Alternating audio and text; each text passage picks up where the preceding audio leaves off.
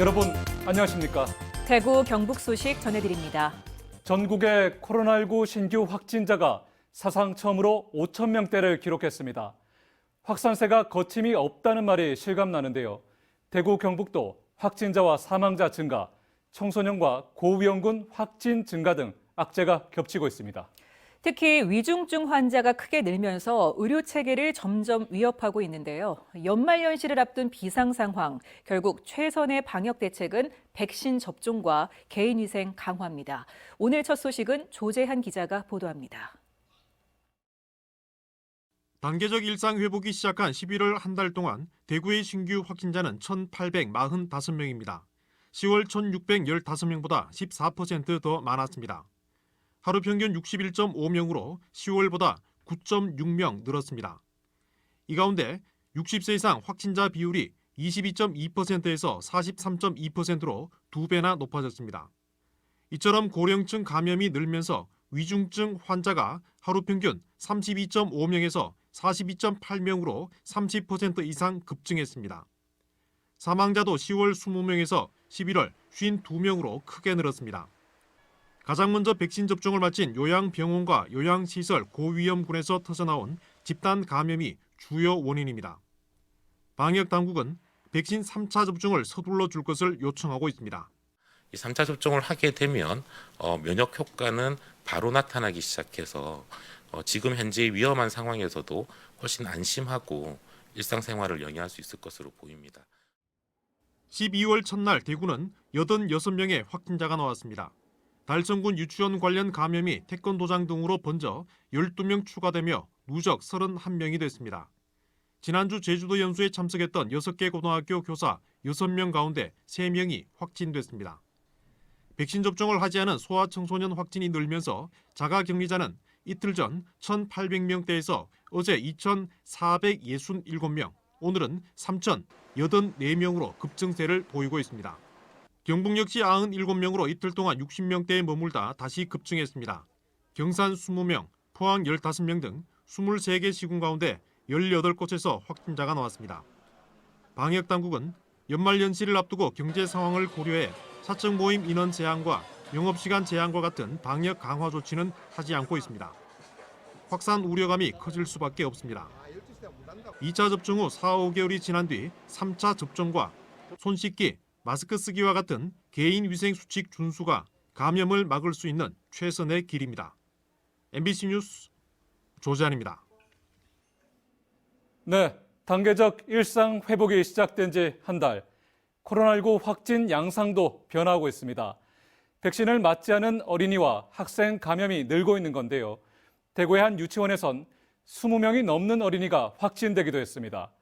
학부모들의 외부 활동은 늘고 있는데 어린 학생들의 백신 접종률은 낮은 상황이니 참 난감한 노릇입니다. 방역당국도 비상에 걸렸습니다. 보도에 권윤수 기자입니다.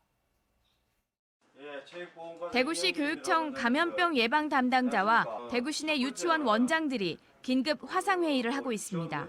최근 유치원에서 코로나19 집단 감염이 발생했기 때문입니다.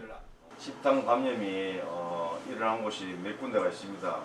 몇 군데가 있고 대구 동구의 한 유치원에서는 지금까지 어린이 21명과 교직원 2명이 확진됐습니다. 달성군 유치원에서는 어린이 14명이 확진됐습니다. 감염원을 조사해보면 대부분 부모입니다. 부모로부터 감염된 어린이가 유치원에서 식사하거나 통학버스를 탈 때 다른 어린이에게 옮기고 있습니다. 어린이들은 의심 증상을 스스로 말하기 어렵고 부모가 증상을 발견했다 하더라도 감기라고 여기는 경우가 많습니다. 애들도 출근하고 나면 케어가 안 되기 때문에 유증상자라 하더라도 아마 유치원에 등원시키는 것으로 알고 있습니다. 그래서 이 밖에 초등학교 2곳에서도 집단 감염이 생겼고 학원에서도 전파되고 있습니다.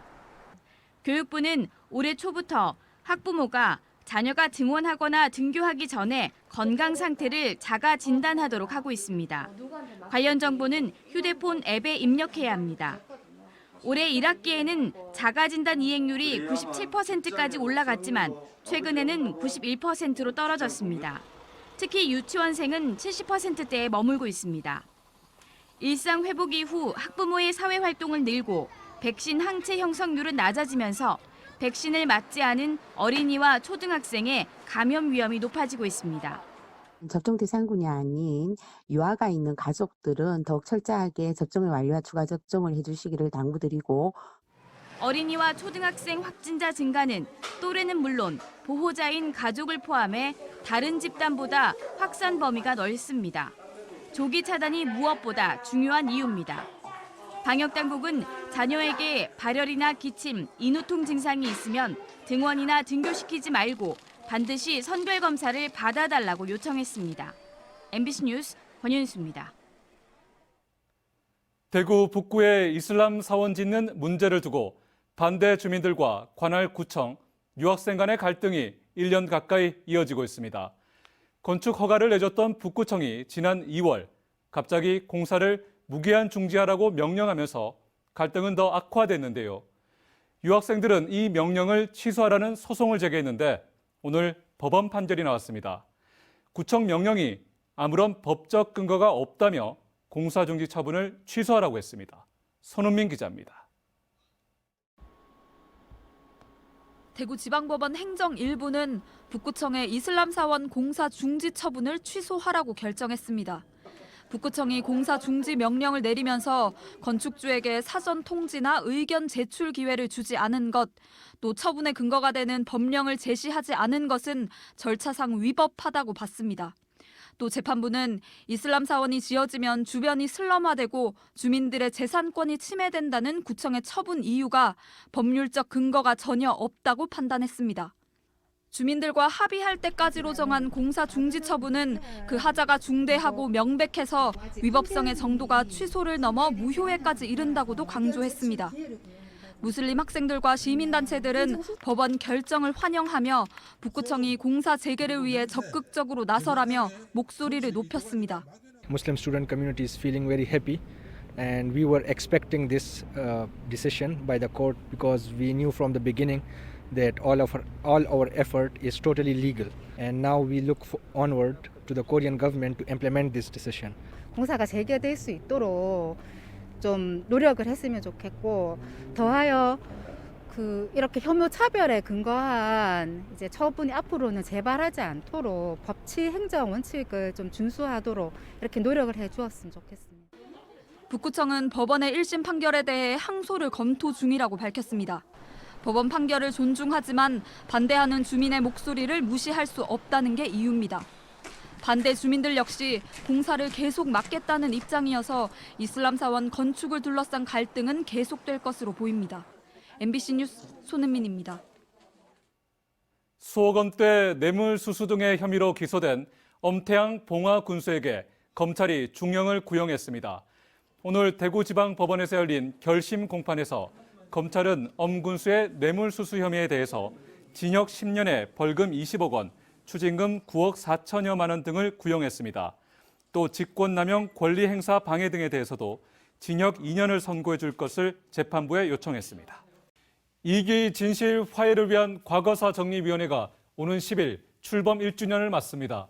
일제강점기를 비롯해 과거에 벌어진 인권 유린과 민간인 학살 등 잘못된 국가폭력의 실상과 숨겨진 진실을 규명하는 활동을 벌이고 있는데요. 위원회 활동을 총괄하는 정근식 진실화해위원장을 스튜디오에 직접 모시고 앞으로 활동 계획 들어보겠습니다. 안녕하십니까? 예, 안녕하십니까? 지금 진실규명 신청을 받고 계시지 않습니까? 아직 신청 기간 1년 정도 남았는데 지금까지 접수된 것들이 지난 1년에 접수된 것보다 훨씬 더 많다고요? 예, 작년 12월 10일부터 내년 12월 9일까지가 신청 기간인데요. 지난 11월 말 현재 1기 때 진실규명안 접수된 사건보다도 좀 더 많아졌습니다. 전체 11,000건이고요. 12,000명 정도가 신청을 하셨습니다. 네, 이 가운데 민간인 집단 희생 사건이 가장 많이 접수됐다고 하더라고요. 전체 접수된 건의 약 3분의 2 정도가 민간인 집단 희생 사건이고요. 그 안에는 이제 적대 세력에 의한 희생 사건도 포함되어 있습니다. 네, 3분의 2면 상당히 많은데요. 지난주에 대구 가창골과 경산 코발트 광산 가셨지 않습니까? 예. 거기서 유족들을 만난 자리에서 유해 발굴 조사를 좀 더 빨리 진행해 달라 이런 요구들이 상당히 많았는데 예산 문제 때문에 쉽지 않을 거다 이런 얘기들이 있거든요. 위원회에서 어떤 계획을 가지고 계십니까? 예, 저희 위원회는 진실규명뿐만 아니라 과거에 희생된 분들의 유해 발굴도 어느 정도 책임을 지고 있는데요. 네. 유해 발굴 문제는 지방자치단체와 저희 위원회가 공동으로 협력을 해서 해야 할 그런 사업입니다. 저희 위원회의 예산만으로는 충분한 유해 발굴을 하기가 어려웠기 때문에 지방자치 정부와 긴밀한 협의가 필요한 사안입니다. 네, 방금 말씀하신 것처럼 지자체 협조가 필요한 부분이 분명히 있거든요. 어떤 부분들이 좀 필요할까요? 역시 지금 현재로서는 가장 중요한 것이 진실화해위원회의 그 사업에 대해서 잘 모르시거나 신청을 꺼려하시는 분들에게 충분히 기꺼이 신청할 수 있도록 분위기를 조성하는 거고요. 네. 조사관들이 현지에 와서 조사를 할 때 다양한 형태의 그런 협조가 필요한 그런 것입니다. 네, 최근에 5.18 광주 민주화운동 대구 유공자들이 전두환 정권 당시에 보안사 등에서 고문을 당해서 상당히 힘들었거든요. 그래서 국가를 상대로 소송을 냈지 않습니까? 예, 그렇습니다. 그런데 전두환 정권 시절에 벌어진 군대 의문사 그리고 간첩 조작 사건 이런 인권 유린 사건들도 이번 진실규명에 포함될 수 있을까요? 예, 저희 진실화해위원회에서는 한국전쟁 전후 민간 희생 사건뿐만 아니라 권위주의 통치 하에서의 다양한 인권 침해 사건들도 접수를 받고 진실규명을 하고 있습니다. 네. 특히 1980년대 초반기의 사건으로는 삼촌교육대 피해 사건 아시죠? 네. 그다음에 또 강제 징집 및 녹화, 선도공작 사업, 네. 그리고 형제복지영화 같은 다양한 수용시설에서의 인권 침해 사건들도 진실규명의 대상이 되고 있습니다. 네, 진실화해위원회 위원장으로서 지역사회에 마지막으로 당부하실 말씀 있으시면 해주십시오. 역시 가장 중요한 것은 이 과거 피해자 유족들의 아픔을 우리 사회가 우리 지역사회가 어떻게 공감하느냐, 네. 그분들의 아픔을 어떻게 덜어드리느냐 이런 게 가장 중요한 문제이죠. 그런 점에서 보면 일종의 고통의 연대랄까요? 네. 그런 것들이 절실히 필요하고요. 그걸 통해서 피해자들 유족들을 위로하고 말 그대로 우리 사회가 새로운 화해를 통해서 미래를 개척하는 그런 길로 나아가는 것이 가장 중요한 일입니다. 네, 위원장님 오늘 말씀 잘 들었습니다. 예, 감사합니다. 마을에 들어선 군사시설로 무려 57년간 사격훈련 소음을 견뎌온 마을이 있습니다. 포항시 장기면 주민들 얘긴데요. 올해 8월 이 소음 문제가 공식적으로 인정돼 사태 해결에 물꼬를 트나 싶었습니다. 그런데 국민권익위원회가 내놓은 중재안이 분노를 사고 있습니다. 주민들을 다른 지역으로 이주하라는 건데요. 이 소식은 배현정 기자가 보도합니다. 포항시 장기면의 수성사격장 굉음으로 주민들은 50년 넘게 몸살을 앓았습니다. 이 소음과 진동에 말이지 못 살 정도로 전화를 못 받고 애가 깜짝깜짝 놀리고. 국민권익위원회의 소음 측정 결과 전차기동에서 107데시벨, 아파트 헬기에서 85데시벨이 측정됐습니다. 지하철 소음 100데시벨과 비슷한 수준으로 주민들이 살 수 없는 소음공해라는 사실이 공식적으로 증명됐습니다. 소음이 평상시 소음보다 22데시벨 이상으로 차가 나므로 주민들의 건강 생활에 문제가 있다 하는 게. 이에 대해 국민권익위가 중재안을 내놨는데 주민 희생을 강요하는 미봉 체계에 불과하다며 주민들이 반발하고 있습니다. 중재안은 장기면 주민 50여 가구를 다른 지역으로 이주시키고 해병대와 주한미군의 훈련장을 유지하겠다는 것이 핵심 내용입니다. 주민들은 희생을 강요받을 수 없고 일방적으로 결정된 이주 대책이라며 크게 반발하고 있습니다. 저희들은 조상 대대로 살아온 터전인데 우리 주민과 협의 없이 국방부가 주민을 이주를 하겠다. 거기에 대해서 저희가 한 번도 고민해 본 적이 없고. 또 일부 주민을 집단 이주시켜도 주민 대다수는 여전히 심각한 소음에 노출될 수밖에 없다며 근본적인 해결책이 아니라고 주장했습니다. 사람이 살 수 없는데 그 50가구만 이주시킨다 해서 그 이웃 주민들은 어떻게 삽니까? 폐쇄를 원칙으로 두고 끝까지. 이에 대해 국민권익위는 국방부가 수성사격장 훈련 재개를 강하게 요구하고 있는 만큼 주민 의견 수렴에 한계가 있다는 입장을 밝혔습니다. 권익위는 좀 더 일일이 전 면민 의사를 우리가 다 받기는 좀 힘들거든요. 국방부에서는 12월까지 이 조정안이 안 놓으면 내년 1일부터 그 사격 훈련을 정상적으로 실시한다고. 장기면 주민들은 군 훈련을 위해 몇십 년간 살아온 삶의 터전을 떠날 수 없다며 군 편의적인 중재안을 즉각 철회할 것을 바라고 있습니다. MBC 뉴스 배현정입니다.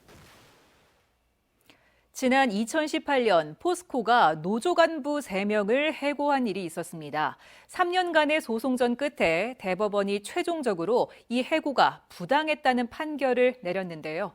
포스코의 노동 문화가 발전하는 계기가 될지 주목됩니다. 박성아 기자가 보도합니다. 지난 2018년 창사 50년 이래 처음으로 민주노총 산별노조가 생긴 포스코. 노조는 포스코가 노조 파괴를 모의한 것으로 보이는 현장에서 관련 문건을 확보했다며 포스코가 부당노동 행위를 하고 있다고 주장했습니다. 민주적이고 자주적으로 만들어지고 있는 노동조합을 방해하고 무력화시키려고 하는 지금 어떤 시나리오를 만들고 있었던 것이 확인되고 있습니다. 하지만 포스코는 오히려 노조 간부 3명을 해고했습니다. 노조 파괴 공작은 없었고 노조가 문서를 빼앗고 폭력을 썼다는 게 해고의 이유였습니다. 문건 탈취, 절도 폭행 프레임을 씌웠는데 혐의가 입증된 사실도 전혀 없습니다. 해고 이후 3년 동안 긴 소송전이 이어졌습니다. 중앙노동위원회에서 해고가 부당하다는 판단을 내렸지만 포스코가 이에 불복했기 때문입니다. 1심과 2심 법원 역시 사측이 부당노동 행위와 관련된 행위를 하고 있다고 의심할 만한 충분한 정황이 있었다며 부당해고라고 판결했고 최종적으로 해고 조치가 내려진 지 3년 만에 대법원 역시 노조 측의 손을 들어줬습니다. 3년이라는 긴 시간 끝에 일터로 돌아갈 수 있게 된 해고 노동자는 이번 판결은 노동자들의 승리라며 앞으로 포스코의 노동 문화가 발전하기를 바란다고 말했습니다. 이게 노동자 모두의 승리가 아닌가 그렇게 보여지고요. 과거의 억압적인 노무 방식으로는 더 이상 통하지 않는다는 것을 보여준 판결이 아닌가 그렇게 생각하고요. 앞으로는 소통과 함께 노무 방식을 바꿔야 되지 않나 그렇게 생각합니다. 포스코는 대법원 판결을 겸허히 수용해 차질 없이 후속 조치를 진행하겠다고 밝혔습니다. MBC 뉴스 박성아입니다.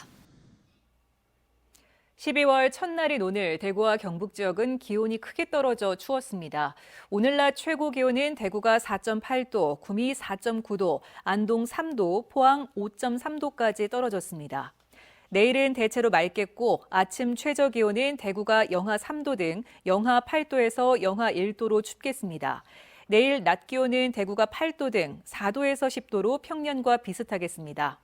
대구지방기상청은 당분간 아침에는 영하권 추위가 이어질 것으로 내다봤습니다. 희망 2022 나눔 캠페인이 나눔, 모두를 위한 사회 백신을 슬로건으로 오늘 오후 국제보상운동 기념공원에서 출범식을 갖고 2달간의 활동에 들어갔습니다. 대구 사회복지공동모금회는 지난해보다 6.6% 증가한 90억 5천만 원을 목표액으로 잡고 착한 대구 캠페인과 나눔 리더 등 다양한 기부 참여 프로그램을 운영합니다. 경북 사회복지공동모금회도 경북도청에서 사랑의 온도탑 제막과 함께 캠페인에 들어가 지난해보다 10억 원 늘어난 137억 원을 모금할 계획입니다. 한국전쟁 민간인 희생자 경북유족연합회가 오늘 경북 농업인회관에서 71주기 합동위령제를 열었습니다. 정정웅 연합회장은 70여 년 통한의 세월을 참고 살아온 유족들의 한을 풀 수 있도록 정부가 진상을 철저히 규명하고 합당한 배상을 하라고 요구했습니다. 오늘 위령제에는 유가족 100여 명과 정근식 진실화해 위원장 등이 참석했습니다. 유족회는 한국전쟁 전후 경북에서 군경과 미군에 의해 법적 절차 없이 희생된 민간인 희생자 수가 많게는 10만 명에 이를 것으로 보고 있습니다. 경북의 초등학교 돌봄 전담사 200여 명이 경북교육청에 근무 시간 확대와 방학 상시 근무 실시 등을 요구하며 오늘부터 이틀간 파업에 들어갔습니다. 전국교육공무직본부 경북지부는 경북 내 대부분 돌봄 전담사가 돌봄 준비와 행정, 방역 업무 등을 하루 4시간 만에 처리해야 해 부담이 크다며 근무 시간을 4시간에서 8시간으로 확대해 줄 것을 경북교육청에 요구하고 있습니다. 김문호 달성 군수가 세금 100억 원을 들여 자기 땅 주변을 개발한다는 대구 MBC의 보도 뒤 더불어민주당 대구시당이 논평을 내고 김 군수의 빅픽처가 있어 보인다고 비판했습니다. 더불어민주당 대구시당은 김 군수가 자기 땅 주위에 여성문화복지센터 별관과 벽천 폭포를 만들고 그 땅에 자신 소유 건물을 짓고 임기 안에 준공까지 하려는 것은 문제라고 주장했습니다. 또 김 군수가 2030 세대들에게 돈을 가장 빨리 벌 수 있는 길은 정치에 입문하는 길임을 알려주고 있다고 애둘러 비판했습니다. 올해 들어 급증하던 대구 아파트 미분양 물량이 2달 연속 줄었습니다. 대구시에 따르면 10월 말 기준 대구 미분양 공동주택은 1,933가구로 전달 2,093가구와 비교해 7.6%, 160가구가 줄어 2달 연속 감소세를 보였습니다. 지난해 12월 대구 전 지역이 조정 대상 지역으로 선정된 뒤 미분양 물량이 계속 늘기 시작해 지난 8월 2,356가구로 정점을 찍었는데 동구에 몰렸던 미분양 물량이 점차 줄면서 감소세로 돌아섰습니다. 올해 하반기 중구와 수성구에 신규 아파트 청약 미달 사태가 잇따르고 있어 미분양 물량은 다시 늘어날 수 있습니다. 대구형 배달앱 대구로가 출시 100일 만에 주문액 100억 원을 넘겼습니다. 지난 8월 25일 정식 운영을 시작한 대구로는 지금까지 15만여 명이 가입해 58만여 건 주문했고 주문액으로는 131억 원을 기록하고 있습니다. 당초 올해 말까지 목표치인 가입자 10만 명과 가맹점 5천 개를 넘어서 연말까지 가맹점 2만, 가맹점 1만 개로 2배 높였습니다. 대구시는 중개수수료 감면과 광고료 면제, 행복페이 추가 할인 등으로 빠른 정착으로 이어지고 있다며 앞으로 로컬푸드와 택시, 전통시장 장보기 등으로 서비스를 확대한다는 방침입니다. 가뭄이나 사고 등 비상 상황에 대비한 경북의 지방 상수도 비상 공급망 구축 사업이 확대 시행됩니다. 경상북도는 지난해 예천과 성주에서 착공한 데 이어 올해 문경과 경주 2곳을 신규 대상 지역에 추가해 2024년까지 총 사업비 597억 원을 투입합니다. 이 사업이 완료되면 재난 가뭄이 발생해도 제한 급수 없이 안정적인 생활용수 공급이 가능해집니다. 대구시 교육청은 일상 회복 후 학생 확진자가 늘자 학교에 방역 예산을 지원합니다.